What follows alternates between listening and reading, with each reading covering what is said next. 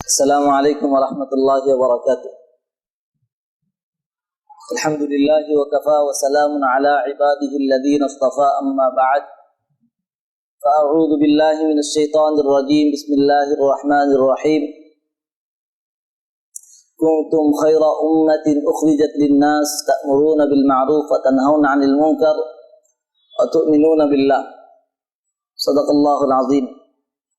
আল্লাহ পাকের লাখ কোটি শুকরিয়া, আল্লাহ সুবহানাহু ওয়া তাআলা আমাদেরকে একদিনই মজলিসে আসার বসার তৌফিক দান করেছেন। এই জন্য আমরা সকলে আল্লাহকে রাজি খুশি করার জন্য, আল্লাহকে খুশি করার জন্য মন থেকে তার শুকরিয়া আদায় করি। আলহামদুলিল্লাহ। আমরা জেনেছি আজকে আমাদের আলোচনার বিষয় হলো অমুসলিম হিন্দু ভাইদেরকে দাওয়াত দেওয়ার পদ্ধতি। একজন অমুসলিম ভাইকে আমরা কিভাবে দাওয়াত দেব, একজন হিন্দুকে কিভাবে দাওয়াত দেব, একজন খ্রিস্টান ভাইকে কিভাবে দাওয়াত দেব, একজন বৌদ্ধকে কিভাবে দাওয়াত দেব, দাওয়াতের পদ্ধতিগুলি কি। তবে আজকে আমরা একটা বিষয়ের উপর আলোচনা করবো ইনশাআল্লাহ, একজন হিন্দু ভাইকে কিভাবে আমরা দাওয়াত দিতে পারি। এর আগে প্রশ্ন হলো, আমরা হিন্দু ভাইদেরকে দাওয়াত দেবো কেন? একজন অমুসলিম ভাইকে দাওয়াত দেওয়ার প্রয়োজনটা কি, কি কারণে আমরা দাওয়াত দেব? প্রথমত, একজন অমুসলিমদেরকে দাওয়াত দেওয়ার দায়িত্ব হলো, এটা আমাদের একটা হলো আল্লাহ পাকের হুকুম। একজন অমুসলিমকে দাওয়াত দেওয়া, একজন হিন্দু ভাইকে দাওয়াত দেওয়া, একজন খ্রিস্টান ভাইকে দাওয়াত দেওয়া, এটা শরীয়তের দৃষ্টিতে শরীয়তের হুকুম হলো ফরজে কিফায়া। আম্মাতান ব্যাপকভাবে একজন অমুসলিমদেরকে দাওয়াত দেওয়া ফরজে কিফায়া, আল্লাহ পাকের হুকুম। শুধু আল্লাহ পাকের হুকুম তাই নয়, একটা মানবিক দায়িত্ব। যদি কোনো ব্যক্তি মানুষ হয়ে থাকে তাহলে তার মানবিক দায়িত্ব হলো সে একজন অমুসলিমকে দাওয়াত দেবে। মনে করুন আমার প্রতিবেশী কোনো অমুসলিম ভাই, কোনো বাড়ি, ওই বাড়িতে যদি আগুন জ্বলে, তাহলে আমরা মুসলমানরা বসে থাকবো না, আমরা সেই অমুসলিম ভাইয়ের বাড়িতে আগুন নিভানোর জন্য আমরা যাব। যদি দুনিয়ার আগুনের মধ্যে পড়ে যায়, এই দুনিয়ার আগুনে বাড়িঘর শরীর পুড়ে গেলে, ত্বক পুড়ে গেলে টাকা পয়সা দিয়ে উত্তম বাড়ি তার ত্বক ফিরিয়ে আনা সম্ভব, ঔষধ দিয়ে তার ত্বক ফিরিয়ে আনা সম্ভব। আর যদি বাড়িঘর পুড়ে যায় তাহলে টাকা পয়সা দিয়ে উত্তম বাড়িঘর বানানো সম্ভব। কিন্তু এই ভাইটা, এই একজন অমুসলিম ভাই, উনি যদি মারা যান, মৃত্যুর পরে সে চিরস্থায়ী আগুনে জ্বলবে, যার শুরু আছে শেষ নাই। আমরা এটা মানবিক দায়িত্ব, একজন দুনিয়ার আগুনে সে পুড়ে যাওয়ার কারণে তাকে আমরা বাঁচানোর ফিকির করছি, তার ঘর জ্বলে যাচ্ছে এই জন্য ঘর বাঁচানোর ফিকির করছি। তো আমারই একজন ভাই সে চিরস্থায়ী আগুনে জ্বলে গেল, তাকে বাঁচানোর জন্য আমি কি ফিকির করলাম, কয়দিন তার জন্য আমি দোয়া করেছি। আমার নবী আকা সাল্লাল্লাহু আলাইহি ওয়াসাল্লামের এমন কোনো রাত ছিল না, এমন কোনো দাওয়াত ছিল না, এমন কোনো তাহাজ্জুদ ছিল না যেই দিন তিনি অমুসলিম ভাইদের নাম ধরে দোয়া না করতেন। আবু জাহাল, উতবা, শাইবা, আবুল আহাব, উমর, সকলের নাম ধরে ধরে তিনি দোয়া করেছেন। এটাও একটি সুন্নত। অমুসলিম ভাইকে দাওয়াত দেওয়ার বড় একটা সুন্নত যে তার নাম ধরে দোয়া করা। কিন্তু আমার প্রতিবেশী, একসাথে তার সাথে আমি লেনদেন করি, উঠা বসা করি, চলাফেরা করি, ব্যবসা বাণিজ্য করি, সব কিছু করি, কিন্তু শুধু আমার তাকে দাওয়াতটা দেওয়া হয় না। এই জন্য আমার অমুসলিম ভাইদেরকে দাওয়াত দেওয়া একটা হলো আল্লাহ পাকের হুকুম, শরঈ বিধান হলো ফরজে কিফায়া, আর একটা হলো একজন মানুষ হিসাবে মানবিক দায়িত্ব হলো একজন অমুসলিমদেরকে দাওয়াত দেয়া। এখন প্রশ্ন হলো, কিভাবে দাওয়াত দেব, কেন দেব? যেহেতু আল্লাহ পাকের বিধান, আল্লাহ পাকের হুকুম, এই জন্য আমরা অমুসলিমকে দাওয়াত দেব। কিভাবে দেব? আমরা বিভিন্ন ভাবে দাওয়াত দিতে পারি। তাই জন্য সবচেয়ে বড় জরুরি হলো, প্রথমে আমরা টার্গেট করতে পারি আমরা কাকে দাওয়াত দেব। মনে করুন আমার প্রতিবেশী একজন হিন্দু ভাই, অথবা আমার একজন বন্ধু, অথবা আমার একজন ভাই যার দোকান থেকে আমি ব্যবসা বাণিজ্য করি। প্রথমে আমি তাকে টার্গেট করব। টার্গেট করার পরে তার জন্য নাম ধরে আমি দোয়া করবো আল্লাহ পাকের কাছে। তাহাজ্জুদ উঠে তার জন্য দোয়া করব, কারণ আমি আপনি দাওয়াত দিয়ে তাকে মুসলমান বানাতে পারবো না, তাকে হেদায়েত দিতে পারবো না, কারণ হেদায়েতের মালিক হলো আল্লাহ। আল্লাহ পাক বলেন, ইন্নাকা লা তাহদি মান আহবাবতা ওয়ালাকিন্নাল্লাহা ইয়াহদি মান ইয়াশা। আল্লাহ পাক যাকে চান তাকেই হেদায়েত দিতে পারেন। ইন্নাকা লা তাহদি মান আহবাবতা, হে রাসূল আপনি যাকে ভালোবাসেন তাকে আপনি হেদায়েত দিতে পারবেন না। ইন্নাল্লাহা ইয়াহদি মান ইয়াশা, আল্লাহ পাক যাকে চান তাকে হেদায়েত দান করেন। এই জন্য প্রথম কাজ হলো একজন অমুসলিমদেরকে দাওয়াত দেওয়ার আগে তাকে টার্গেট করা। 2 নম্বর কাজ হলো তার নাম ধরে দোয়া করা, আল্লাহ আমার ও ভাইটাকে হেদায়েত দিয়ে দেন, আল্লাহ আমার ও ভাইটাকে চিরস্থায়ী আগুন থেকে বাঁচিয়ে দেন।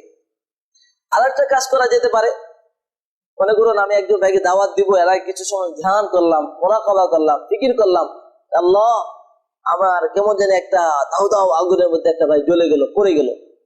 কারণ আমরা এটা জানি একজন অমুসলিম মৃত্যুর পরে সে চিরস্থায়ী আগুনের মধ্যে জ্বলবে, চিরস্থায়ী ভাবে জাহান্নামে চলে যাবে। এই চিরস্থায়ী জাহান্নাম থেকে বাঁচানোর জন্য, এই ভাইটাকে আগুন থেকে বাঁচানোর জন্য আমাকে ফিকির করা। কিছু সময় ধ্যান করে যখন যাব, অন্তরের মধ্যে জ্বালা আর ব্যথা যখন যাব, তখন আমার দাওয়াত দেওয়া সহজ হবে। আমি অনেক কিছু শিখে গেলাম, অনেক কিছু ফিকির করে গেলাম যে আমি অমুক ভাইকে এই দাওয়াত দিব, এই কথা বলবো, ওই কথা বলবো, কিন্তু আমার অন্তরের মধ্যে যদি দরদ না থাকে, ব্যথা না থাকে, জ্বালা না থাকে, তাহলে আমার হাজার জিনিস শেখার পরে আমার দাওয়াত দেওয়া হবে না। দাওয়াতের জন্য সর্বপ্রথম শর্ত হলো অন্তরে ব্যথা, অন্তরে দরদ, অন্তরে জ্বালা। আল্লাহ নবী সাল্লাল্লাহু আলাইহি ওয়াসাল্লাম তার মধ্যে অন্তরে ব্যথা ছিল। আল্লাহ রাব্বুল আলামিন আয়াত নাযিল করেন, লাআল্লাকা বাখিউন নাফসাক, যে আপনি আপনার কেন মানুষ মুসলমান হচ্ছে না, কেন মানুষ হেদায়েত পাচ্ছে না, মনে হয় আপনি আপনার জীবনকে ধ্বংস করে দিবেন, শেষ করে দিবেন। এই জন্য আমার ভাইদেরকে দাওয়াত দেওয়ার জন্য তার নাম ধরে দোয়া করা, তাকে টার্গেট করা। এবার মনে করেন একজন অমুসলিম ভাইয়ের কাছে গেলাম, একজন হিন্দু ভাইয়ের কাছে গেলাম, প্রথমে তার সাথে কথাটা যে বলবো, তাকে আমি হাসি মুখে তার সাথে কথা বলা, তার সাথে সম্বোধন করা। কি বলে সম্বোধন করব? আদাব, নমস্কার, সালাম, কি বলবো? এক জিনিস বিলকুল করব না, নমস্কার বিলকুল বলবো না। নম নত হওয়া, মস্ত মাথা স্বীকার, অর্থাৎ মাথাকে নত স্বীকার করা। আর আল্লাহ পাকের বিধান হলো ওয়াকাযা রাব্বুকা আল্লা তা'বুদু ইল্লা ইয়্যাহ ওয়া বিল ওয়ালিদাইনি ইহসানা। আল্লাহ ছাড়া আর কারো সামনে মাথা নত করা যাবে না, মাথা নত করতে হবে শুধুমাত্র আল্লাহ পাকের কাছে। এই জন্য আমরা একজন অমুসলিম ভাইকে, একজন হিন্দু ভাইকে, একজন খ্রিস্টান ভাইকে, তাকে যখন আমরা দাওয়াত দিব, দাওয়াতের ক্ষেত্রে প্রথম কাজ হবে তাকে একটা সম্বোধন। তাকে আমরা বলতে পারি আসসালামু আলা মান ইত্তাবাআল হুদা, শান্তি বর্ষিত হোক ওই ব্যক্তির উপর যে হেদায়েতের ইত্তেবা করে, অনুসরণ করে। এবার যখন একজন ভাইয়ের সাথে দেখা হলো, তাকে আমি সালাম দিলাম, আসসালামু আলা মান ইত্তাবাআল হুদা। সাধারণত তার থেকে প্রশ্ন আসবে, আপনি কে, আপনার পরিচয় কি? এবার তার সাথে পরিচয় নাও। ভাই আমি যদি পরিচিত থাকে আগে থেকে, তাহলে তাকে বলা যে ভাই আমি অমুক, আপনার সাথে দেখা করতে এসেছি, আপনার কাছে একটু সময় চাই, আপনার সাথে একটু কথা বলতে চাই। যদি সে বলে যে না আমার সময় নেই, অমুক সময় দেন, অমুক সময় আসুন, তো সে যে সময় দিবে তার দেয়া সময়ের মধ্যে যাওয়া, এবং সে যতটুকু সময় দিবে ওই সময়ের মধ্যে কথা শেষ করা। অথবা যদি অপরিচিত থাকে, তার সাথে বলা যে ভাই আমি আসছি, পাশে থাকি, বা আমি অমুক জায়গায় এসেছি, আপনার সাথে কিছু কথা বলতে চাই। সে বলবে হ্যাঁ ঠিক আছে বলুন। এখন কথাটা কিভাবে শুরু করব?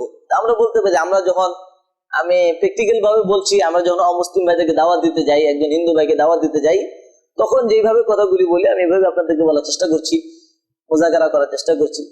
যে একজন হিন্দু ভাই আসলো, তাকে বললাম যে ভাই দেখেন আপনার সাথে কিছু কথা বলতে চাই। সে বলবে বলুন কি কথা? যে দেখুন আমাদের মধ্যে কিছু ভুল বুঝাবুঝি আছে। কি ভুল বুঝাবুঝি? আজকে আমরা হিন্দু দেখলে মনে করি আরে এত হিন্দু, এর থেকে দূরে থাকি। মুসলমান দেখলে মনে করি আরে এত মুসলমান, তার থেকে দূরে থাকি। খ্রিস্টান দেখলে মনে করি আরে এত মুসলমান, খ্রিস্টান, তার থেকে দূরে থাকি। আমরা অমুসলিম দেখলে তার থেকে দূরে থাকি, আর অমুসলিমরা আমাদেরকে দেখলে আমাদের থেকে দূরে থেকে দূরত্ব ভাব বজায় রাখে। এখন আমরা বলবো ভাই দেখুন এটা একটা ভুল ধারণা। কারণ আপনি যে হিন্দু, আপনার কপালে লেখা নাই, আমার কপালে লেখা নাই মুসলমান।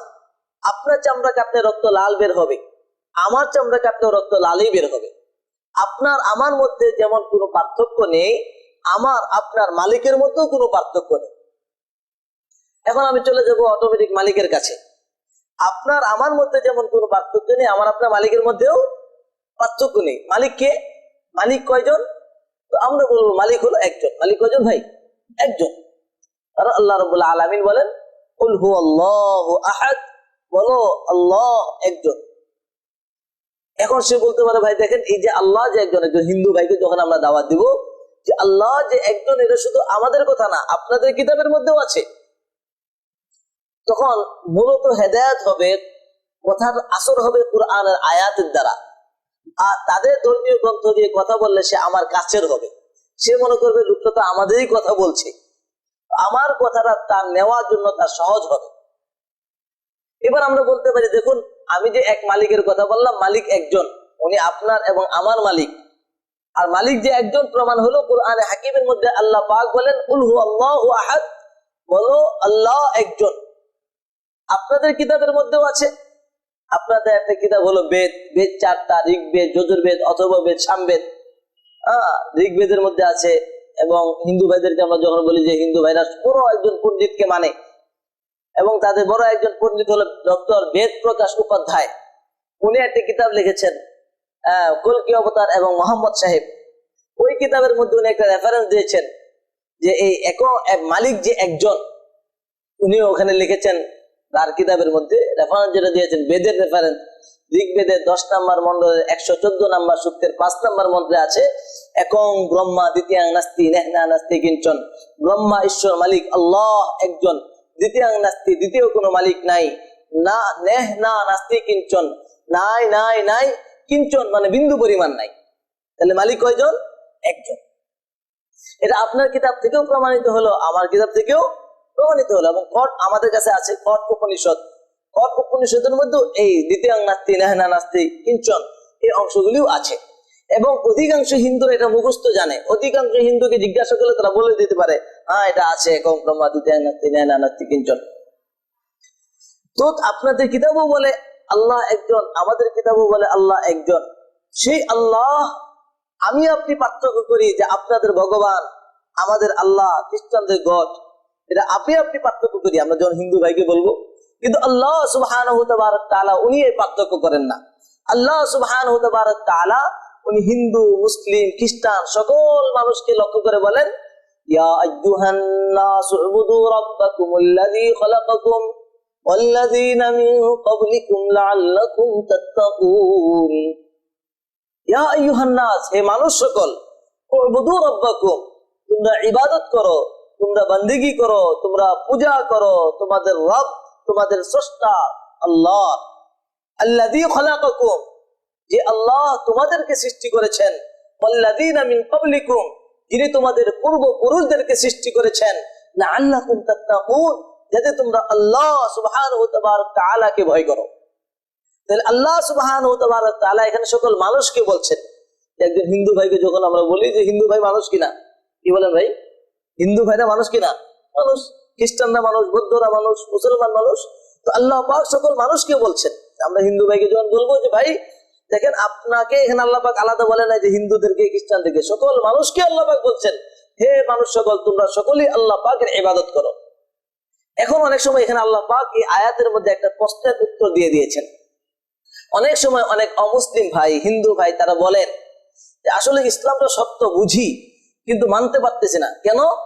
যে আসলে বাপদাদা করে আসছে, এখন বাপদাদা ধর্মটা কিভাবে বাদ দিই? ঠিক আছে, ইসলাম সত্য, যেহেতু বাপদাদা করে আসছে এই জন্য বাদ দিতে পারতেছি না। কিন্তু আল্লাহ পাক এই আয়াতের মধ্যে আর উত্তর দিয়েছেন। আল্লাহ পাক বলতেছেন তোমরা ইবাদত করো ওই আল্লাহ যিনি তোমাদেরকে সৃষ্টি করেছেন, ওয়াল্লাযীনা মিন ক্বাবলিকুম, যিনি তোমাদের পূর্বপুরুষদেরকে সৃষ্টি করেছেন। অর্থাৎ তোমাদের পূর্বপুরুষ যাদের জন্য, যাদের দোহাই তোমরা দিচ্ছ যে আমার পূর্বপুরুষ ওই ধর্মের উপর ছিল, এই জন্য আমরা এটা মানতে পারতেছি না। এই জন্য আল্লাহ পাক বলতেছেন তোমার যে পূর্বপুরুষ যাদেরকে তুমি অনুসরণ করছো, ওনাদেরকে যে আল্লাহ সুবহানাহু ওয়া তাআলা সৃষ্টি করেছেন, ওই আল্লাহকে তোমরা মানো, ওই আল্লাহকে তোমরা ইবাদত করো, ওই আল্লাহ তোমরা উপাসনা করো। আল্লাহ রাব্বুল আলামিন। এইবার আমরা বলবো, দেখুন যে আল্লাহ কয়জন? একজন। এটা আমরা বলি, কোরআন আল্লাহ পাক আপনাদেরকে এক আল্লাহর ইবাদত করতে বলছেন। আল্লাহ ছাড়া আর কারো ইবাদত করা যাবে না, আল্লাহ ছাড়া আর কারো উপাসনা করা যাবে না, তার সাথে অন্য কাউকে শরীক করা যাবে না। কেন এই জন্য শরীক করা যাবে না? এটা হলো আল্লাহ পাক কোরআনে হাকিমের মধ্যে বলছেন, ইন্না শিরকা লা যুলমুন আযীম, শিরক হলো সবচেয়ে বড় অপরাধ, মহান অপরাধ। এবং খ্রিস্টানদের, হিন্দু ভাইদের কিতাব, তাদের বেদ, তাদের যজুর্বেদের মধ্যে আছে, অথর্ববেদের মধ্যে আছে, যজুর্বেদের মধ্যে আছে, অন্ধং তমপি শান্তি জিহসং ভূতিমুপসতে তত ইব ইবতে অন্তিশ্বরস। যে অন্ধং তমপি শান্তি জিহসং ভূতিমুপসতে, যে ওই ব্যক্তি অন্ধকার নরকের মধ্যে প্রবেশ করিবে যে ব্যক্তি তার প্রতিমা প্রকৃতির পূজা করবে, আর এই পূজা করা এটা তাদের ধর্মীয় নিষেধ এবং কোরআনে হাকিমের মধ্যে ইসলামেও নিষেধ। আল্লাহ পাক এটাকে অপছন্দ করেন। আমরা এই ক্ষেত্রে একজন অমুসলিমদেরকে দাওয়াত দেওয়ার ক্ষেত্রে আমরা এখানে 2-3টা যুক্তি পেশ করতে পারি, বা আমরা যেভাবে যখন দাওয়াত দিই 3টা যুক্তি আমরা পেশ করতে পারি। দেখুন, আমরা শিরিক অংশীদারিত্ব আল্লাহ পাক তো পছন্দ করেন না, আমরা সাধারণ মানুষ, তার সৃষ্টি হয়েও আমরা শিরিক অংশীদারিত্ব পছন্দ করি না। কারণ মনে করুন আমি সারাদিন কাজ কাম করে রাত্রের বেলায় আমার বাসায় গেলাম, আমার স্ত্রী আমাকে বলল, দেখো প্রতিদিন তো আমি তোমার সাথে থাকি, আজকের রাতটা আমি অমুক যুবকের সাথে থাকবো।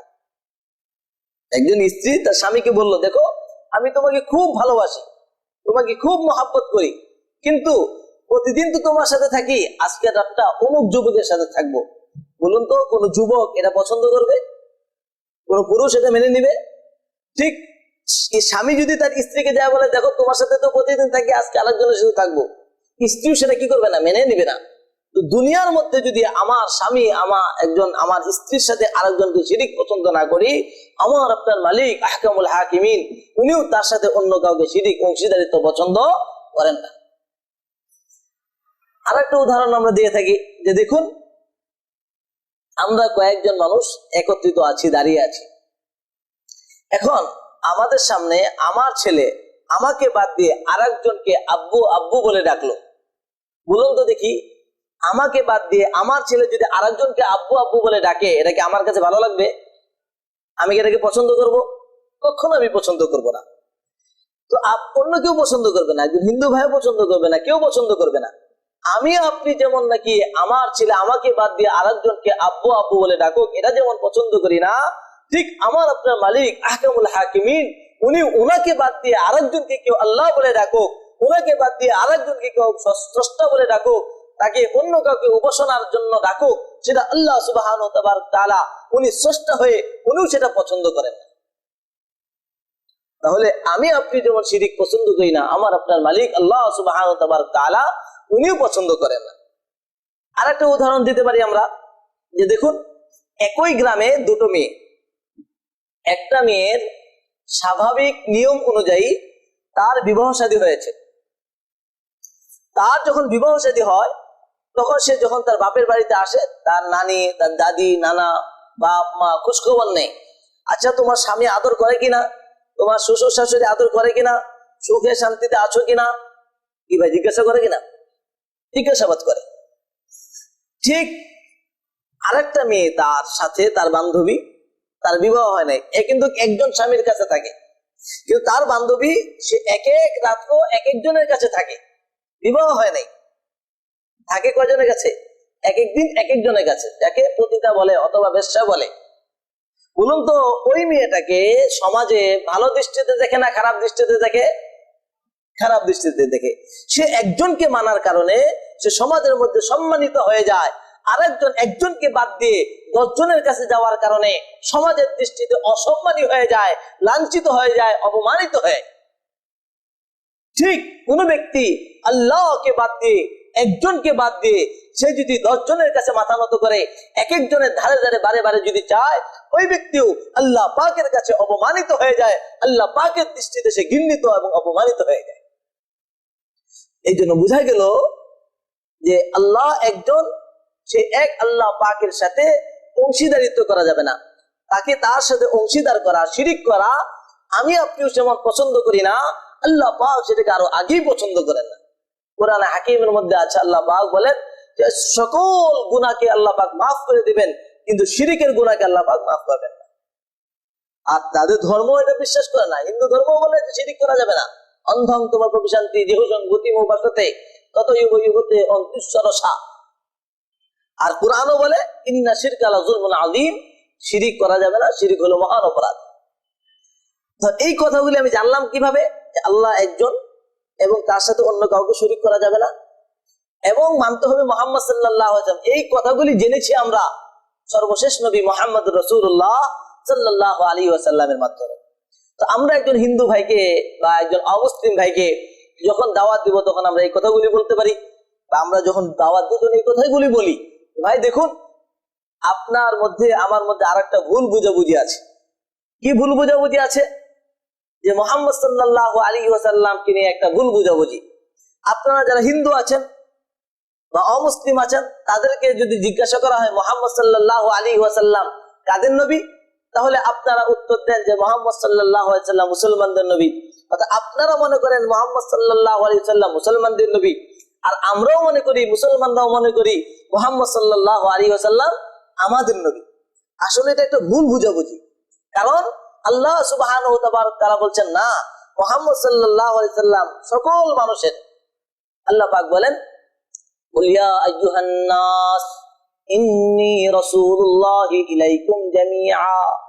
হে রাসূল সাল্লাল্লাহু আলাইহি ওয়াসাল্লাম, আপনি মানুষদেরকে বলে দিন। এখানে বলে নাই যে মুসলমানদেরকে বলে দিন, খ্রিস্টানদেরকে বলে দিন, বৌদ্ধদেরকে বলে দিন, এমন কিছু বলেননি। আল্লাহ পাক বলতেছেন, হে রাসূল, আপনি মানুষদেরকে বলে দিন, ইয়া আইয়ুহান নাস, হে মানুষ সকল, ইন্নী রাসূলুল্লাহি ইলাইকুম জামিআ, নিশ্চয়ই আমি আল্লাহ পাকের পক্ষ থেকে রাসূল, ইলাইকুম তোমাদের কাছে, শুধু তোমাদের নয়, কিয়ামত পর্যন্ত যত মানুষ আসবে, জামিআ সকল মানুষের জন্য আমি নবী। আল্লাহ বলতেছেন সকল মানুষের, আর আমি আপনি বলতেছি আমাদের। তাহলে কারটা সঠিক? আল্লাহটা সঠিক। মুহাম্মদ সাল্লাল্লাহু আলাইহি ওয়াসাল্লামকে মানা আমার জন্য যতটুকু জরুরি, ঠিক একজন হিন্দু খ্রিস্টান ভাই আপনার জন্য কি এতটুকুই জরুরি। এখন অনেক সময় অমুসলিম ভাইরা বলে, দেখেন এটা তো আপনাদের নবী, আপনাদের কোরআনে আছে। তখন আমরা বলি যে দেখুন, যে অমুসলিম মুহাম্মদ সাল্লাল্লাহু আলাইহি ওয়াসাল্লামকে মানা কোরআনে আছে সকলের জন্য, ঠিক আপনি যদি এটা না মানেন তাহলে আপনাদের ধর্মীয় গ্রন্থ মানেন কিনা? সে বলবে হ্যাঁ অবশ্যই মানি। যদি আপনাদের ধর্মীয় গ্রন্থ মানেন তাহলেও কিন্তু আপনাকে মুহাম্মদ সাল্লাল্লাহু আলাইহি ওয়াসাল্লামকে মানতে হবে। কেন?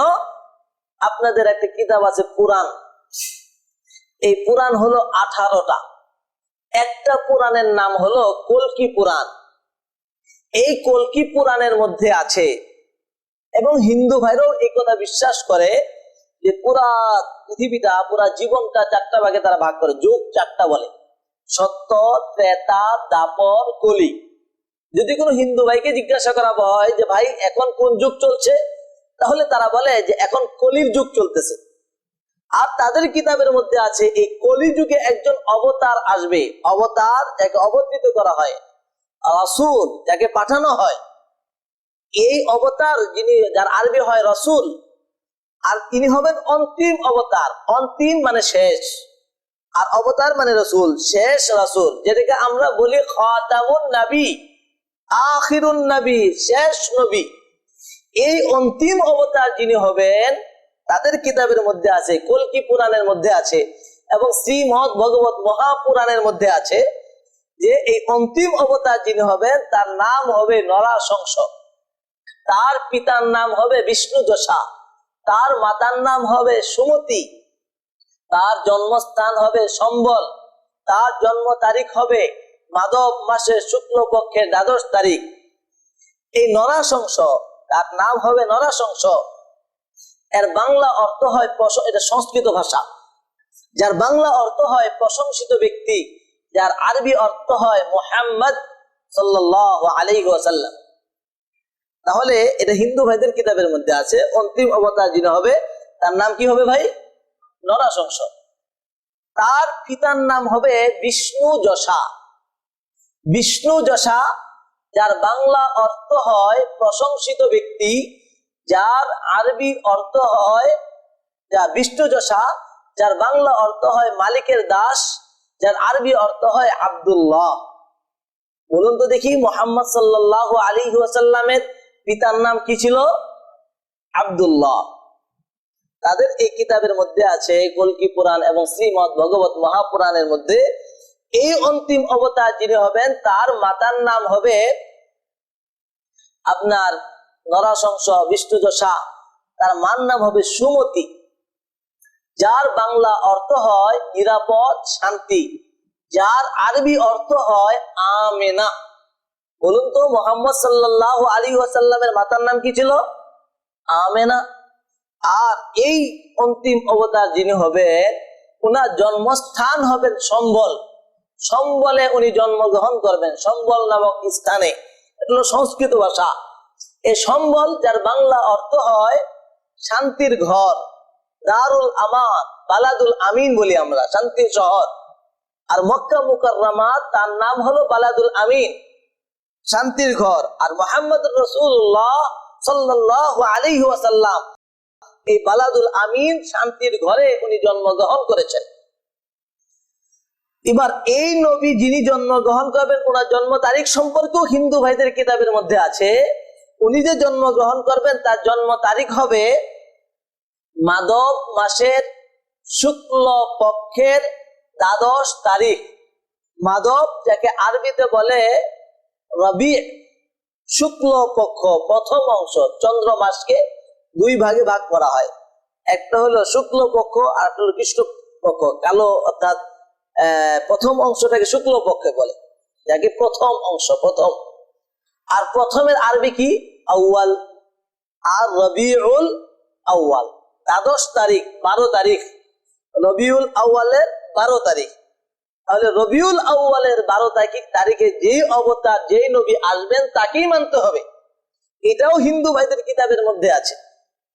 তো আমরা বলবো যে এটাও যে হিন্দু ভাইদের কিতাবের মধ্যে আছে কিভাবে, যে ওই ডক্টর বেদ প্রকাশ উপাধ্যায়, হিন্দু ভাইদের, উনি এলাহাবাদ ইউনিভার্সিটির আপনার সংস্কৃতি বিভাগের প্রধান, উনি ওনার কিতাবের মধ্যে আপনার অল্ল উপনিষদের রেফারেন্সে উনি বেদ প্রকাশ উপাধ্যায়, ওনার কিতাব হলো কলকি অবতার এবং মোহাম্মদ সাহেব। ওনার কয়েকটা কিতাব আছে, একটা কিতাব হলো কলকি অবতার কব কাহা और कौन, अंतिम संदेष्टा कब कहा और कौन।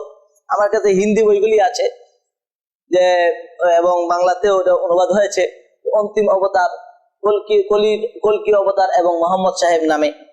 ওই কিতাবের মধ্যে উনি এই হিন্দু ব্যক্তি, একজন সংস্কৃতি বিভাগের প্রধান, উনি ওনার কিতাবের মধ্যে অল্ল উপনিষদের রেফারেন্স লিখেছেন, বলেছেন ওখানে আছে যে এই অন্তিম অবতার যিনি, ওনাকেই মানতে হবে।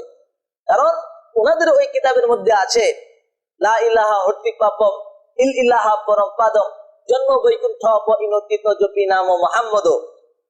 আল্লাহর আশ্রয় ব্যতীত পাপ মোচন সম্ভব নয়, আল্লাহর আশ্রয় প্রকৃত আশ্রয়, জন্ম বৈকুণ্ঠ ইনতিত জপি নাম মুহাম্মদ। আর তুমি যদি বৈকুণ্ঠ স্বর্গের আশা করো, কারণ হিন্দুরা বিশ্বাস করে তাদের অনেকগুলি স্বর্গ, অনেকগুলি স্বর্গের মধ্যে একটা স্বর্গের নাম হলো বৈকুণ্ঠ স্বর্গ। এই বৈকুণ্ঠ স্বর্গে যদি তুমি জন্মগ্রহণ করতে যাও, তো জপি নাম মুহাম্মদ, তাহলে তুমি মুহাম্মদুর রাসূলুল্লাহ সাল্লাল্লাহু আলাইহি ওয়াসাল্লামের নাম জপনা করো। আরেক জায়গার মধ্যে আছে হতারমিন্দ্র মহাসুইন্দ্র গো আল্লাহ রাসূল জ্যেষ্ঠম শ্রেষ্ঠম প্রমাণ আল্লাহ আল্লাহ আল্লাহ রাসূল মুহাম্মদ রকম বরস আল্লাহ আল্লাহ, স্পষ্ট আল্লাহ রাসূল মুহাম্মদ, এই নবীকেই মানতে হবে। এই জন্য আমরা যখন একজন অমুসলিম ভাইকে দাওয়াত দেই যে ভাই এটা যদি আপনি আমাদেরটা নাও মানেন, সত্য কথা কোরআনটা যদি আপনি নাও মানেন, এরপরেও আপনাকে এটা মানতে হবে। মুহাম্মদ রাসূলুল্লাহ সাল্লাল্লাহু, আপনার কিতাব মানলেও, আপনার ধর্ম মানলেও আপনাকে মুহাম্মদ রাসূলুল্লাহ সাল্লাল্লাহু আলাইহি ওয়াসাল্লামকে অন্তিম অবতার, শেষ নবী হিসেবে আপনাকে মানতে হবে। আর এই নবীকে মানলে লাভ কি? এই নবীকে মানলে লাভ হলো জান্নাত, আর না মানলে ক্ষতি কি? না মানলে ক্ষতি হলো জাহান্নাম। আর এই নবীকে মানলে লাভ কি? কুল ইন কুনতুম তুহিব্বুনাল্লাহ ফাত্তাবিউনি ইউহিব্বুকুমুল্লাহ। এই নবীকে মানলে লাভ হলো, আমরা সকলেই চাই, একজন মুসলিম ভাইকে আমরা এই কথাগুলি বলি যে ভাই দেখুন, আমরা সকলেই চাই আল্লাহকে পেতে, আল্লাহর ভালোবাসা পেতে। এখন আল্লাহ পাকের ভালোবাসাটা পাবো কিভাবে? পাওয়ার পদ্ধতি কি? যে পাওয়ার পদ্ধতি, মনে করুন আমি একটা মেয়েকে ভালোবাসি বা একজন ছেলেকে ভালোবাসি। এখন ওই মেয়ে যাকে আমি ভালোবাসি, উনি যদি আমাকে বলে যে দেখো তুমি এই পথে এই কাজ করে যদি আমার কাছে আসো, তাহলে আমার ভালোবাসা তোমাকে দিব। আর অন্য একজন বলতেছে বা অন্য কেউ বলতেছে না, ওনাকে ভালোবাসতে হলে তোমাকে এই পদ্ধতি ওই পদ্ধতি মানতে হবে। বলুন তো, যদি কোনো বুদ্ধিমান ব্যক্তি হয়ে থাকে তাহলে সে কার কথা মানবে? যাকে ভালোবাসতে চায় তার কথা মানবে, তার পদ্ধতি মানবে, না অন্য আরেকজনের কথা মানবে? জি, যাকে ভালোবাসতে চায় তার। ঠিক আমরা আল্লাহকে ভালোবাসতে চাই, তো আল্লাহকে ভালোবাসার জন্য পদ্ধতি, উনি যে পদ্ধতি বলেছেন ওই পদ্ধতি অনুসরণ করলেই আমি ওনাকে পাবো। আল্লাহ বলেন, বল হে রাসূল, আপনি মানুষদেরকে বলুন, শুধু মুসলমানদের কথা না। আপনি একজন হিন্দু, আপনিও মানুষ, আপনি খ্রিস্টান, আপনিও মানুষ, আপনি বৌদ্ধ, আপনিও মানুষ, মুসলমানরাও মানুষ। আল্লাহ পাক সকল মানুষকে বলতেছে, বলি ইন কুনতুম তুহিব্বুনাল্লাহ, যদি তোমরা আল্লাহকে ভালোবাসতে চাও ফাত্তাবিউনি, তাহলে মুহাম্মদ রাসূলুল্লাহ সাল্লাল্লাহু আলাইহি ওয়াসাল্লামের অনুসরণ করো। ইউহিব্বুকুমুল্লাহ, তাহলে আল্লাহ তোমাদেরকে ভালোবাসবেন। আর লাভ কি? একটা হলো ভালোবাসা দিবেন, আর লাভ কি? ওয়া ইয়াগফির লাকুম যুনুবাকুম, আল্লাহ পাক তোমাদের সকল পাপকে, গুনাহকে মাফ করে দিবেন। এখন এই মুহাম্মদ সাল্লাল্লাহু আলাইহি ওয়াসাল্লামকে মানার লাভ হলো এটা। এবার আমরা বলবো যে দেখুন, তাওহীদের কথা বললাম, রিসালাতের কথা বললাম, এবার আখিরাত। আখিরাতের ক্ষেত্রে হিন্দু ভাইদের বিশ্বাস হলো যে মৃত্যুর পরে, আমরা বিশ্বাস করি মৃত্যুর পরে তার আত্মাটা দুই জায়গায় চলে যায়, ইল্লিয়িন অথবা সিজ্জিলিন।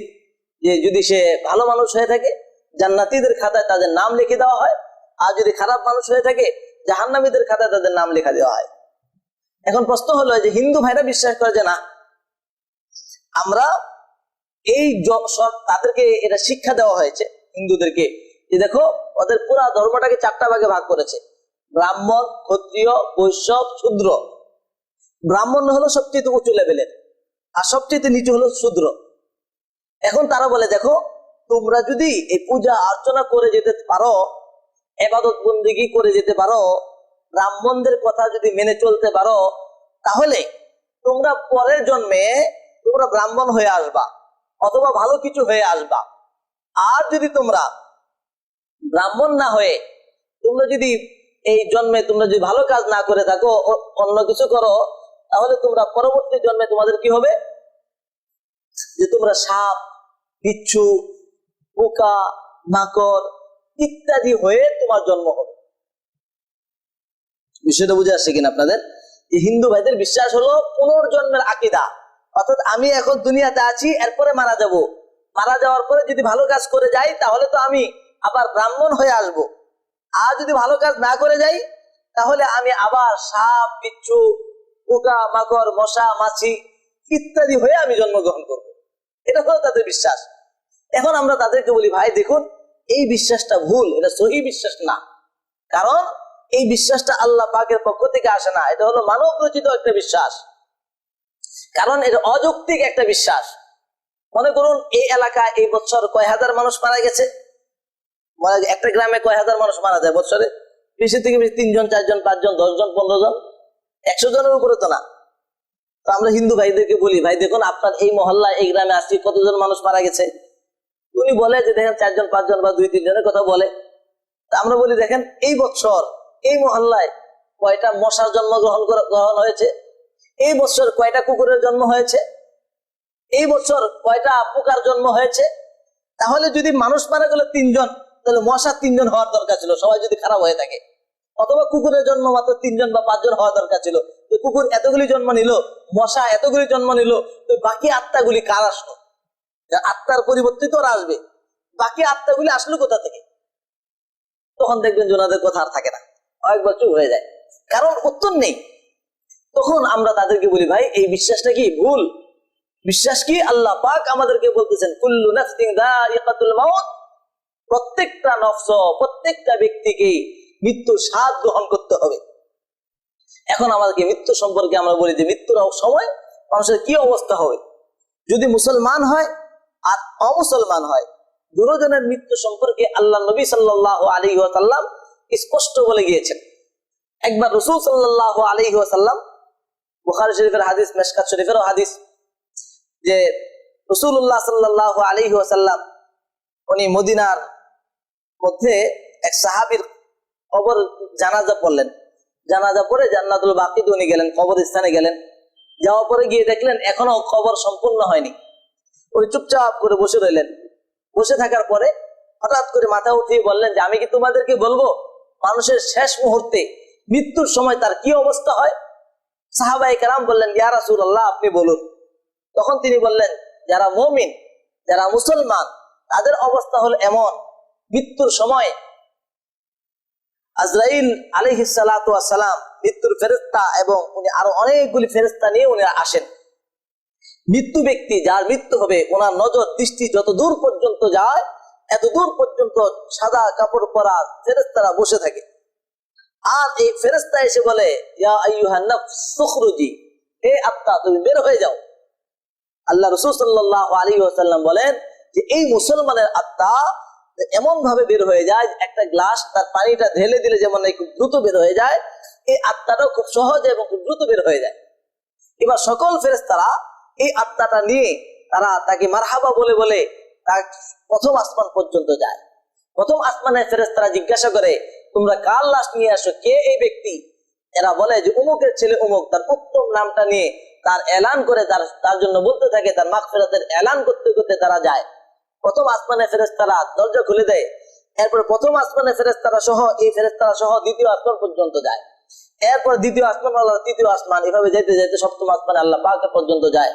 আল্লাহ পাক বলেন, যাও, এই যেহেতু মুসলমান ছিল, এই যেহেতু মুমিন ছিল, যাও তার নামটা ইল্লিয়িনের খাতায় তার নামটা লিখে দাও এবং তার আত্মাটাকে কবরে পৌঁছিয়ে দাও।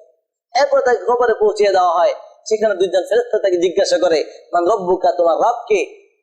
এবার তাকে তোমার দিন কি ছিল, এই ব্যক্তিকে যাকে তোমাদের কাছে পাঠানো হয়েছে, সে সবগুলির উত্তর দিয়ে দেয়। এবার এক ফেরেশতা এলান করতে থাকে, আউসি কবরাহু, তার কবরকে প্রশস্ত করে দাও এবং তার কবরে সুন্দর বিছানা বিছিয়ে দাও এবং তার কবরের সাথে জান্নাতের সম্পর্ক করিয়ে দাও। এটা হলো মুসলমানের ফায়দা। আর যে ব্যক্তি অমুসলিম হবে, হিন্দু অবস্থায় মারা যাবে, খ্রিস্টান অবস্থায় মারা যাবে, অমুসলিম অবস্থায় মারা যাবে, তার অবস্থা কি হবে?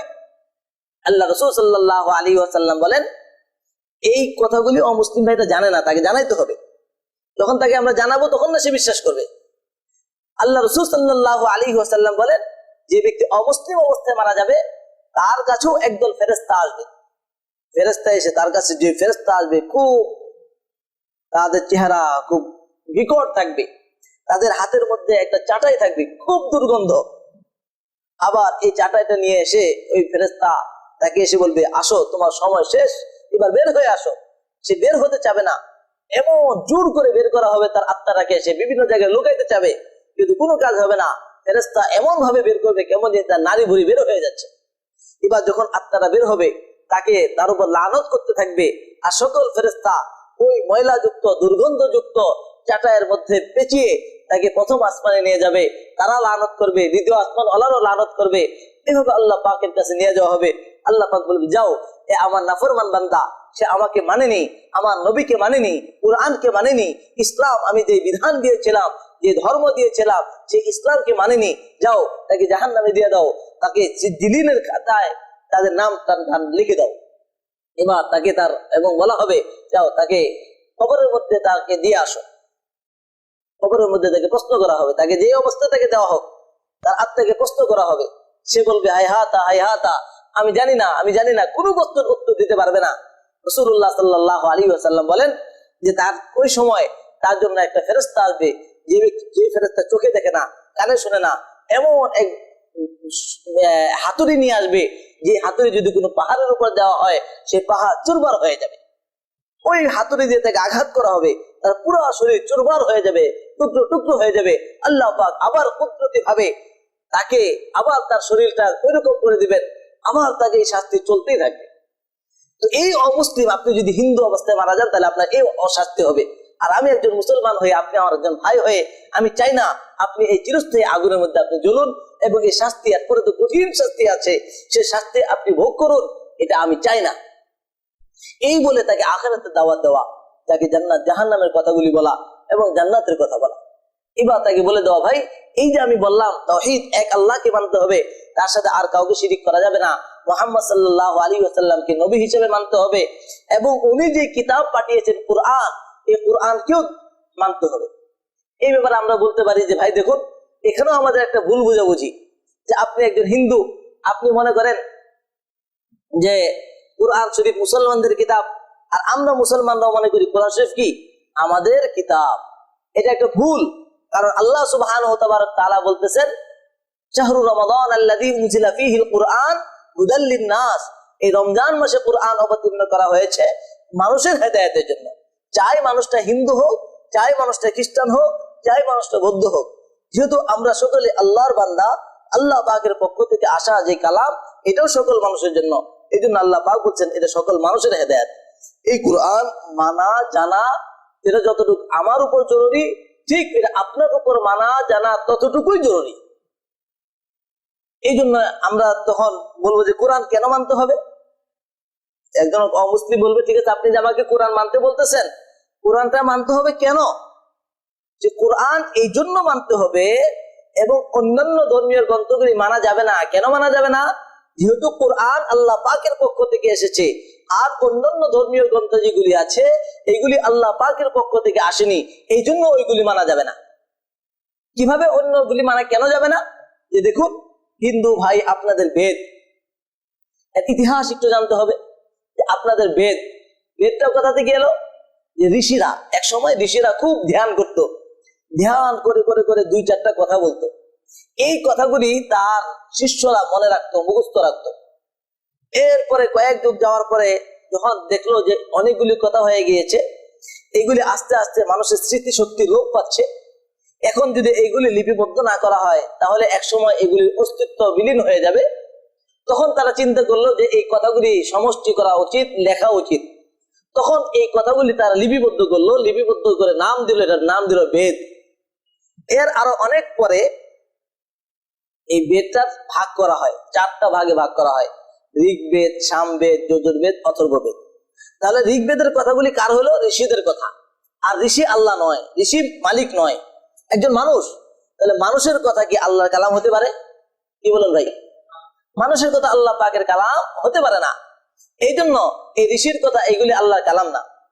এরপর আমরা জানি গীতা, এই গীতাটাও আল্লাহর কালাম না, এটাও মানা যাবে না। কেন মানা যাবে না? গীতা হলো মহাভারত। ইন্ডিয়া, ভারতের ইতিহাসের একটা বইয়ের নাম হলো মহাভারত, যেটাকে ধর্মীয় ভাবে ধর্মীয় পুস্তক হিসাবে গণনা করা হয়। এই মহাভারত ইতিহাসের গ্রন্থ, এর মধ্যে একটা অংশ, এই মহাভারত বইয়ের একটা অংশ হলো যেখানে শ্রীকৃষ্ণ অর্জুনকে কিছু দিক নির্দেশনা দিয়েছিল। তার বাণীগুলি যুদ্ধের, কুরুক্ষেত্র যুদ্ধের মধ্যে শ্রীকৃষ্ণ অর্জুনকে কিছু বাণী দিয়েছিল। এই কথাগুলিকে একত্রিত করা, যে অংশের মধ্যে মহাভারতে যে অংশটা আছে, ওই অংশটাকে আলাদা করে ওটার নাম দিয়ে দেওয়া হয়েছে গীতা। বলুন আপনারা, ইতিহাসের গ্রন্থ, এর অংশ কি আল্লাহর কালাম হতে পারে? তাহলে ওই হিসেবে এই গীতাও কি হতে পারে না? আল্লাহর কালাম হতে পারে না। আর আল্লাহর কালাম যেটা হবে সেটা একটা হবে, 10 রকম হবে না। আমরা হিন্দু ভাইদের যে গীতা দেখি, এই গীতা কিন্তু এক এক রকম, এক একজনের কাছে এক একটা। আমরা একবার রামকৃষ্ণ মিশনে দাওয়াত দিতে গেলাম, তো ওখান থেকে দাওয়াত দেওয়ার পরে আমরা একটা গীতার রেফারেন্স দিয়ে বললাম, তো ওনাদের আমাদেরকে একটা গীতা দিলেন, ওই রেফারেন্স মিলে গেল। তো ওনাদেরকে দাওয়াত দেওয়ার পর আরেকবার গেলাম ইসকন মন্দিরে। ইসকন মন্দিরে দাওয়াত দিতে গিয়ে আমরা ওই গীতার কিছু রেফারেন্স দিয়ে যখন কথা বলতে শুরু করলাম, তখন ওখানকার যিনি ঠাকুর ছিলেন উনি বলতেছেন যে দেখুন, এটা মানা যাবে না। কেন? বলে এটা তো গীতাই না, এটা আসল গীতা না। আমাদের আসল গীতা কোথায়? তখন উনি আমাকে আর একটা গীতা দিলেন, যথাযথ গীতা।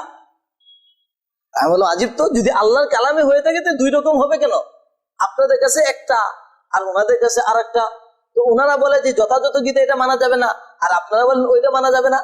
তাহলে তো এটা আল্লাহর কালাম কিভাবে হইতে পারে? যাই হোক, আমি যে কথাটা বুঝাইতে যাচ্ছি যে একজন হিন্দু ভাই, আপনি একজন খ্রিস্টান ভাই, আপনাকেও এই কোরআন মানতে হবে। কেন? যেহেতু অন্যান্য কিতাবগুলি আল্লাহ পাকের পক্ষ থেকে আসেনি। এই বাইবেল, খ্রিস্টান ভাইরা যে বাইবেল মানে, আপনারা বলুন তো দেখি, বাইবেল নামে কোন কিতাব আল্লাহ কোন নবীর উপর পাঠিয়েছেন? তাহলে বাইবেলটা এলো কোথা থেকে? মানব রচিত কিছু গ্রন্থ, অনেকগুলি গ্রন্থকে জমা করেছে, তারা নিজেরা লিখেছে। তো এইটা মানব রচিত গ্রন্থ, আল্লাহ পাকের কালাম হতে পারে না। এই জন্য ওইটাও মানা যাবে না। মানতে হবে কোনটা? মানতে হবে যেটা আল্লাহ পাকের পক্ষ থেকে এসেছে। আর আল্লাহ পাকের পক্ষ থেকে কি এসেছে? সেটা হলো কোরআন। এবং এই কোরআনের মধ্যে অন্যান্য সব কিতাবের মধ্যে সন্দেহ আছে, বেদের মধ্যে সন্দেহ আছে, সবিরোধ আছে, অনেক কিছু আছে। গীতার মধ্যে সন্দেহ আছে, কারণ 2 কিতাব সন্দেহ ভরা।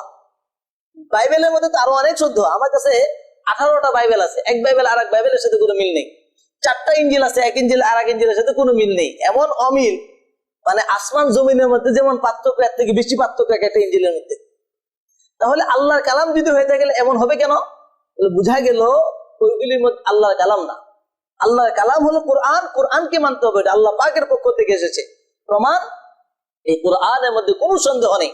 আল্লাহ সুবহানাহু ওয়া তাআলা বলেন, শুরুতেই বলছেন আলিফ লাম মিম যালিকাল কিতাবু লা রাইবা ফীহ, এই কিতাবের মধ্যে কোনো সন্দেহ নাই।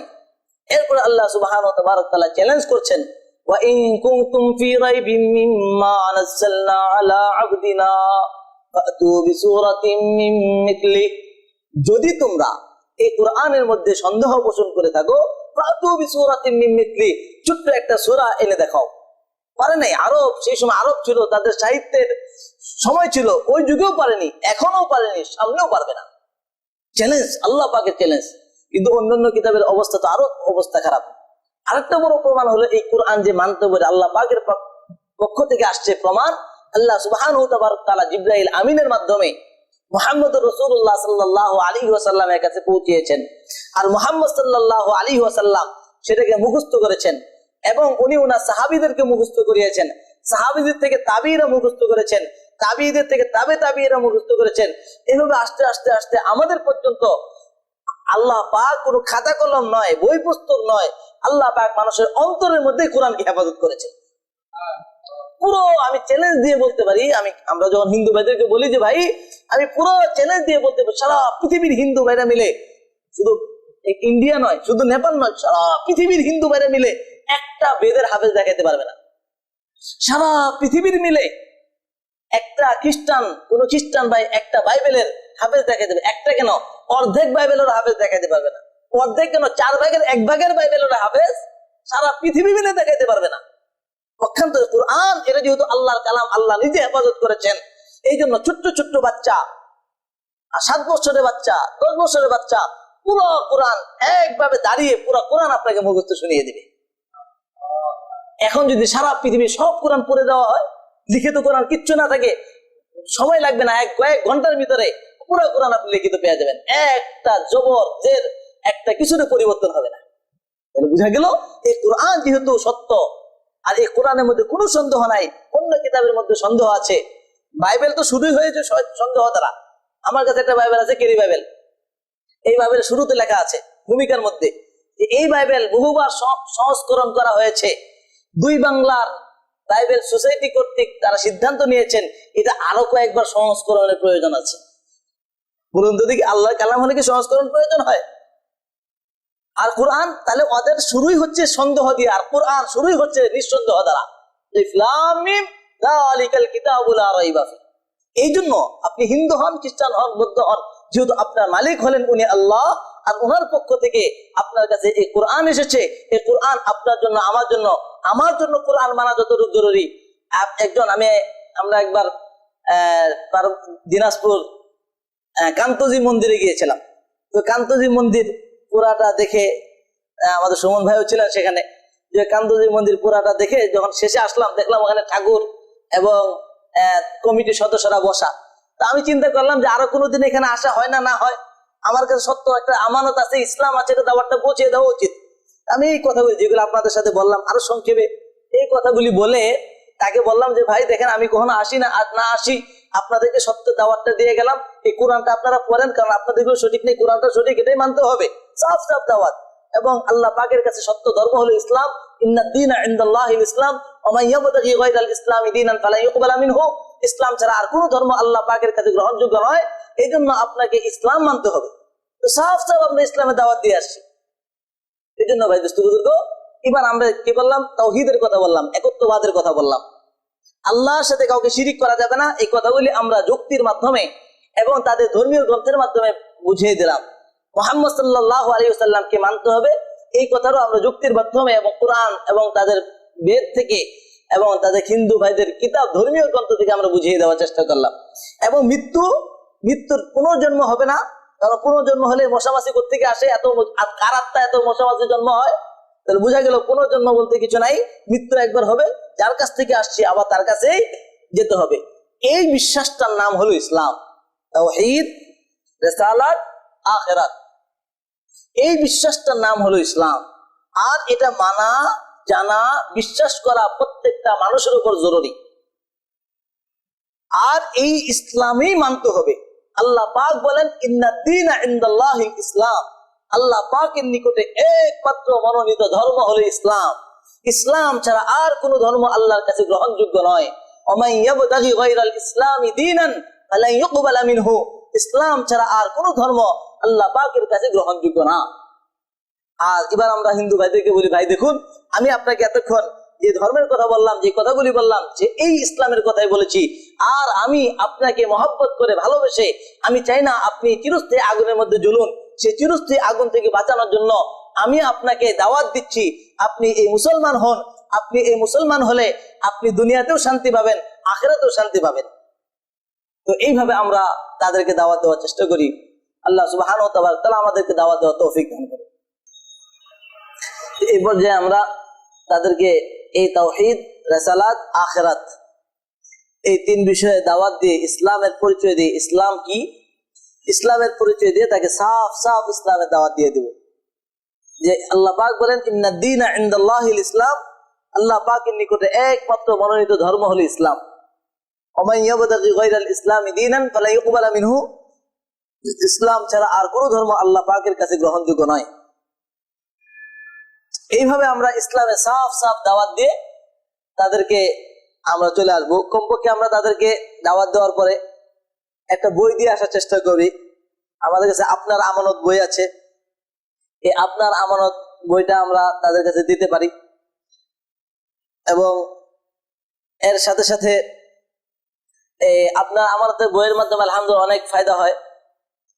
এই বইটা আপনার আমানত দাওয়া প্রকাশন থেকে আমাদের হযরত মাওলানা মুফতি জহির সিরাজ সাহেব হুজুরের কাছে নাম্বার নিয়ে যেতে পারেন, ওনার কাছ থেকে আপনি বইটা পাবেন।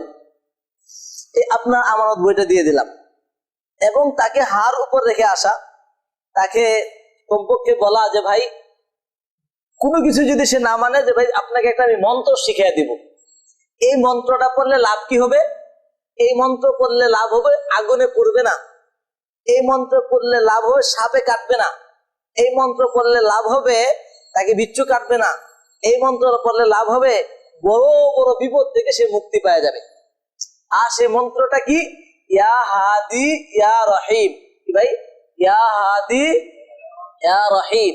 সকালে 100 বার, বিকালে 100 বার, বড় বড় বিপদ থেকে মুক্তি পাবেন। আর মানুষের জন্য সবচেয়ে বড় বিপদ হলো জাহান্নাম, সবচেয়ে বড় বিপদ হলো জাহান্নামের আগুন আর এই আযাব, শাস্তি। আমি দেখেছি যে অভিজ্ঞতা এরকম, যারা এটা পড়েছে আলহামদুলিল্লাহ অনেক মানুষ এটার বদৌলতে আলহামদুলিল্লাহ তাকে হেদায়েত দান করেছেন। ইয়া হাদি যখন আল্লাহ পাকের কাছে হেদায়েত যাবে, আল্লাহ আমাকে হেদায়েত দান করো, হে আল্লাহ আমার উপর দয়া করো, আল্লাহ পাকের পক্ষ থেকে সবচেয়ে বড় দয়া হলো আগে জাহান্নামের আগুন থেকে বাঁচিয়ে দেয়া। এইভাবে আমরা তাওহীদ, রিসালাত, আখিরাতের দাওয়াত দিয়ে আমরা তাদেরকে দাওয়াত দিতে পারি। এই জন্য ভাই আমরা সকলে দাওয়াত দিতে রাজি আছেন ইনশাআল্লাহ? কে কে তৈরি আছি ইনশাআল্লাহ? আল্লাহ পাক আমাদের সকলকে এই দাওয়াত দেওয়ার তৌফিক দান করুন। এবং এই বিষয়ে আরো বিস্তারিত আমরা জানার জন্য আমরা এই বইটা আমরা পড়তে পারি, হিন্দু ভাইদের দাওয়াত দেওয়ার পথ ও পদ্ধতি। এই বইটার মধ্যে আপনার অনেকগুলি বিষয় আছে। বিশেষ করে একজন হিন্দুকে আমরা কিভাবে দাওয়াত দিব, কোরআনে কারিম দিয়ে দাওয়াত দিব। একজন হিন্দুকে যুক্তির আলোকে দাওয়াত দিব, সে বিভিন্ন প্রশ্ন করবে, যুক্তির মাধ্যমে দাওয়াত দিব। একজন অমুসলিমকে, হিন্দুকে তাদের ধর্মীয় গ্রন্থ দিয়ে দাওয়াত দিব এবং তাদের ধর্ম সম্পর্কে, হিন্দু ধর্ম সম্পর্কে সংক্ষিপ্ত আলোচনা এই বইটার মধ্যে আছে। এবং সাথে সাথে একজন অমুসলিম ভাইকে দাওয়াত দেওয়ার পরে কি কি বই দিতে পারি আমরা? একটু বললাম যে আপনার আমানত, এর সাথে দিতে পারি আমরা মৃত্যুর পরে কি হবে, মরণের পর কি হবে, মাওলানা আশিক এলাহি বলন শহরীর এই বইটাও আমরা দিতে পারি। সাথে সাথে আমরা নও-মুসলিমদের সাক্ষাৎকার আলোর পথে, হিন্দু থেকে মুসলমান, এই বইটাও দিতে পারি। এখানে অনেক নও-মুসলিমদের সাক্ষাৎকার আছে। এমনও ঘটনা যে নিজের বাপ আর চাচা মিলে নিজের মেয়েকে আগুনে পুড়িয়ে দেয়। বাবরি মসজিদ যারা ভেঙেছিল তারা মুসলমান, কেমনে কিভাবে মুসলমান হলো? যখন একজন হিন্দু দেখবে যারে আমার মতো হিন্দু ছিল, তারা মুসলমান হয়ে গেছে, সত্য পেয়েছে, আর পেয়ে তারা মুসলমান হয়ে গেছে, তা আমাকেও হওয়া উচিত, তাকে সেখানে উৎসাহ যোগাবে। এই ধরনের বইগুলি আমরা তাদেরকে দিতে পারি। আর সবচেয়ে বড় কথা হলো, যে ভাইটাকে দাওয়াত দিলাম তার নাম ধরে ধরে দোয়া করব। এই জন্য ভাই আমরা সকলে তো আছি তো ইনশাআল্লাহ? আল্লাহ পাক আমাদেরকে এই অমুসলিম ভাইদেরকে দাওয়াত দেওয়ার জন্য তৌফিক দান করুন, তাদেরকে নাম ধরে ধরে তাদের জন্য দোয়া করার তৌফিক দান করুন, এই ভাইদেরকে চিরস্থায়ী আগুন থেকে বাঁচানোর তৌফিক দান করুন। আল্লাহ পাক আমার আপনার অন্তরের মধ্যে তাদের জন্য দরদ, ব্যথা, জ্বলন সৃষ্টি করিয়া দিন। আখির দাওয়ানা আলহামদুলিল্লাহি রাব্বিল আলামিন।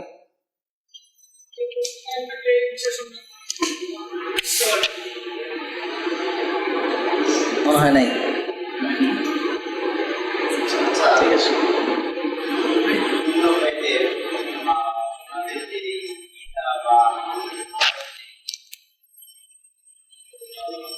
আমাদের যে বই বা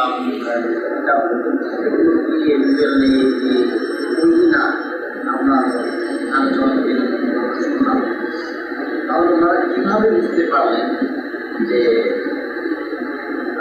মোহাম্মদ সাল্লাল্লাহু আলাইহি ওয়াসাল্লাম পৃথিবীতে আসবেন আর তার মাতার নামে, তার বাবার নামে মানে আসবেন, ওনারা কিভাবে এই সংবাদটাকে? আপনার সুন্দর প্রশ্ন।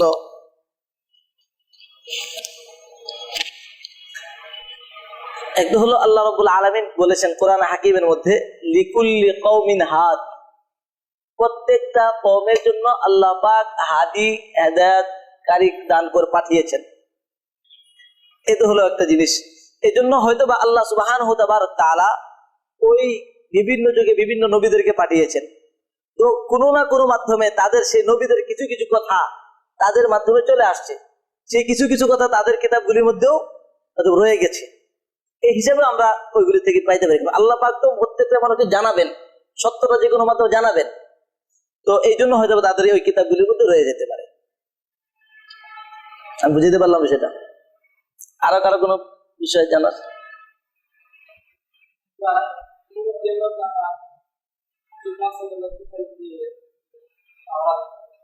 জি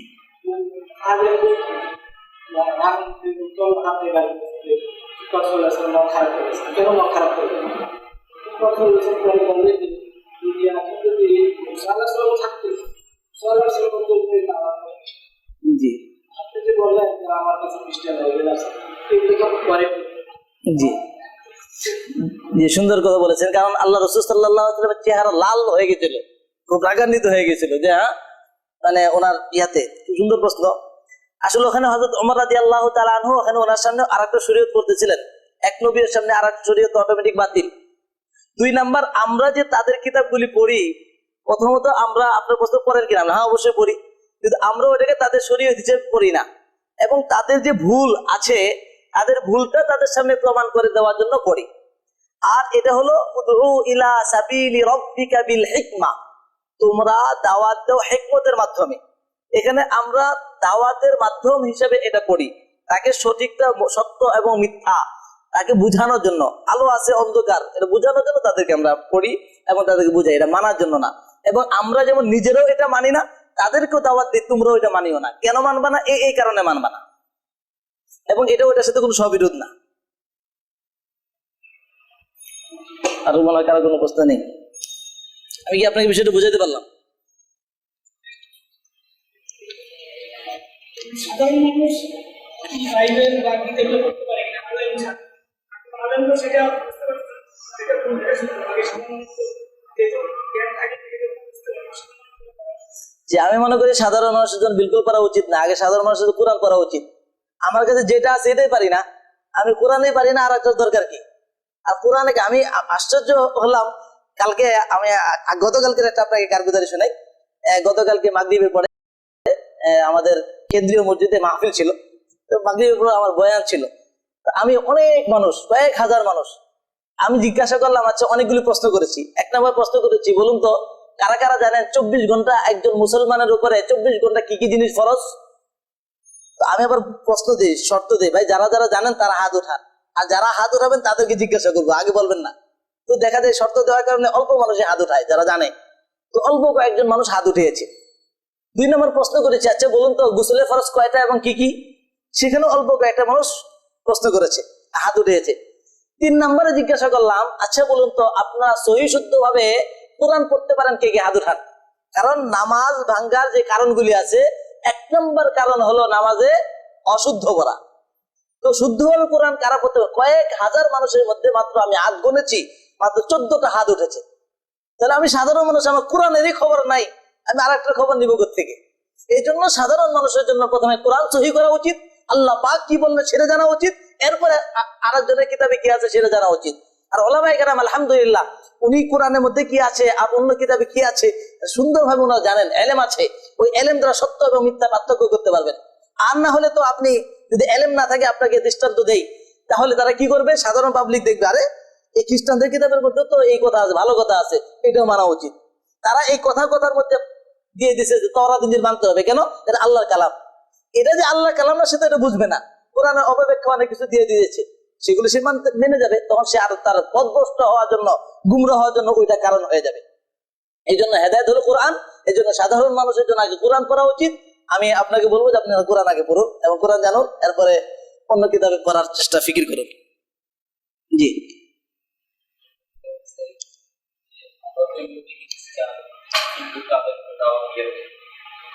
বর্তমানে পরিস্থিতি এমন হয়ে যাচ্ছে যে শেষ যুগে এমন হয়ে যাবে যে ধর্মহীন হয়ে যাবে। আমরা দেখছি মানুষ খ্রিস্টানরাও তাদের ধর্ম মানতেছে না, হিন্দুরা তাদের ধর্ম মানতেছে না, অথবা যারা তাদের ধর্মের মধ্যে ছিল কি আছে ধর্মের মধ্যে তারা ঠিক মতো জানেও না। এমনকি আমাদের মুসলমানরাও এরকম অনেক আছে। বর্তমানে আমাদের ইসলামী যেই ব্যবস্থা, শিক্ষা ব্যবস্থা বাংলাদেশে কোনোভাবে নাই। না থাকার কারণে স্কুল কলেজে যে সমস্ত ছেলেরা আছে তারা এমন ভাবে করতে করতে শেষ পর্যায়ে ভার্সিটি লেভেলে এসে তারা মানে কেমন জানি ধর্মহীন হয়ে গেছে। আমাদের দাওয়াতি কাজটা শুধু এই ধর্মের মধ্যেই, যারা ধর্মহীন তাদেরকে কিভাবে দাওয়াত দেওয়া যায়, এই জন্য কি পন্থা অবলম্বন করা যেতে পারে, কিভাবে অর্থাৎ যারা নাস্তিক আছে নাস্তিকদের পিছনে আমরা কিভাবে মেহনত করতে পারি, এই বিষয়ে। জি, আসলে এই জন্য আমাদের সবকিছুর আমাদের মূল আল্লাহ পাক কোরআন দিয়ে দিয়েছেন, এবং কোরআনে কারিমের মধ্যে সবচেয়ে বেশি আলোচনা হয়েছে নাস্তিকদের বিরুদ্ধে, যারা আল্লাহকে মানে না। কেন আল্লাহকে মানবে না? প্রত্যেক সূরা শুরুতে, প্রায় সূরা শুরুতে আল্লাহ পাক এই কোরআন, এই নাস্তিকদের কোন কোন প্রশ্ন, সব প্রশ্নের উত্তর আছে। যেহেতু আমরা কোরআন পড়ি না, কোরআন জানি না, এই জন্য আমরা উত্তরগুলি দিতে পারি না। এই জন্য সবচেয়ে বড় হলো যে আমাদেরকে মুসলমানদের রাস্তার জন্য ফিকির তো করতেই হবে, সাথে সাথে অমুসলিম এবং এই যারা নাস্তিক আছে তাদেরকে দাওয়াত দেওয়ার জন্য আমাকে আগে নিজেটা কোরআনটা পড়তে হবে এবং কোরআনকে বুঝে পড়তে হবে, যেটা আল্লাহ পাকের চাওয়া। আল্লাহ পাক বলছেন আফালা তাতাদাব্বারুনা ফিল কুরআন, কি হলো তোমরা কোরআনের উপর গবেষণা করছো না, ফিকির করছো না? এই জন্য আমার খেয়াল এই ওলামায়ে কেরামের কাছ থেকে এই বিষয়গুলি জেনে কোরআন থেকে সুন্দর উত্তর দিয়েছেন। আল্লাহ পাক যে উত্তর দিয়েছেন, আমার হাজার উত্তর আর আল্লাহর এক উত্তর শেষ। এই জন্য আল্লাহ জানেন যে আমার বান্দারা এই অবস্থা হবে, এই জন্য আল্লাহ পাক সেই উত্তর আগে থেকে দিয়ে আসছেন। এই জন্য আমি বলবো যে আপনি কোরআনটা ভালো করে পড়ুন, কোরআন ভালো করে বুঝে শুনে পড়ার চেষ্টা করুন, ইনশাল্লাহ আপনি তাদের উত্তর পেয়ে যাবেন এবং ওই আয়াতগুলি তাদেরকে বুঝাই দিলে হয়ে যাবে ইনশাল্লাহ। আমি এটা একটু মনে করি। আর এর জন্য পড়াশোনা তো অবশ্যই দরকার আছে, এবং সবচেয়ে বড় তাদের জন্য দরদ মহাব্বতের সাথে কথা বললে। আমাদের বড় একটা ভুল সমস্যা যেটা হয়, আমরা দাওয়াত দেওয়ার ক্ষেত্রে মানুষের ব্রেনকে টার্গেট করি যে তাকে কিভাবে আমি হারাবো, আর সেও আমাকে টার্গেট করে আমি তাকে কিভাবে হারাবো। তখন এটা বিতর্ক হয়, দাওয়াত হয় না। আর এই বিতর্কের মাধ্যমে কখনো মানুষের হেদায়েত হয় না। সত্য জানার পরেও সে জানতেছে আমি মিথ্যা, এরপরও এটাকে সত্য বানানোর জন্য হাজার চেষ্টা করে। এই জন্য আমাকে দাওয়াত দিতে হবে তার দিলকে টার্গেট করে, অন্তর দিয়ে অন্তরকে ধাক্কা দিতে হবে। মহাব্বতের সাথে যখন আমি কথা বলবো তখন ওই কথা আসর হবে। কারণ আমার কথা হল, আমি মাখলুক, আমার কথাটাও মাখলুক। মাখলুক কিছুই করতে পারে না আল্লাহ পাকের হুকুম ছাড়া। এই জন্য আমার কথার দ্বারা কোনো কিছুই হবে না। এই জন্য আমার আল্লাহ পাকের পক্ষ থেকে আসর আনতে হবে। কথার মধ্যে আসর তখনই আসবে যখন আমি আল্লাহকে হাজির নাজির মেনে অন্তর থেকে মহব্বতের সাথে যখন তাকে কথা বলবো। এই জন্য আমি আপনাকে বলবো যে কোরআন জেনে কোরআনে যে উত্তরগুলি আছে এগুলি বলা এবং মহব্বতের সাথে বলা, ইনশাআল্লাহ আশা করি ফায়দা হবে। সব জায়গায় দাওয়াতের ব্যবস্থা থাকে। জি, এটা যদি আমরা সবাই মিলে যদি একটা ব্যবস্থা প্রত্যেক পরিমাণ থেকে যারা কিনা দাওয়াতের জন্য আমাদের সাথে তাদেরকে দাওয়াত দেওয়া যায়, এরকম যদি সিস্টেম এটাকে সিস্টেমের মধ্যে রাখা যেতে পারে, তাই মনে হয় আমার মনে হয়। জি জি জি জি, এটা তো শুধু আলেম।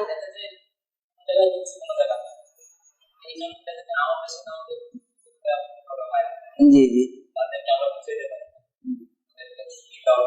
পারি, আমি বলছিলাম এই ব্যাপারে যদি ওলামায়ে কেরামদের একটা সিদ্ধান্ত করে মাদ্রাসা ভিত্তিক যদি